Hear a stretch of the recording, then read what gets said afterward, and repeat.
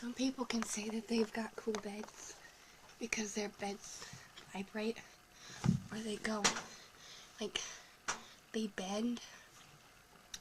But I can say my bed's cool for another reason. Because look at this. Look at it. You know what that is? It's a shoe. Not only is it a shoe, it's my friend's shoe.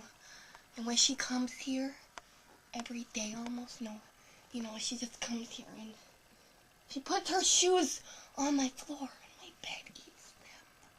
I don't know why, but my bed just likes to eat shoes. I wonder if it eats anything else sometimes, but the only thing I've seen it eat is shoes. Sometimes I'm afraid it's gonna eat me, so I don't like to be on the floor. But I need a shoe. If you take a shoe, it's gonna eat it.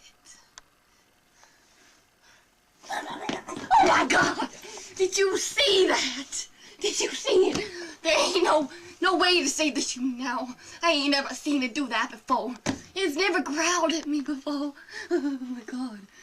Can I even sleep in it? I can't even sleep in it.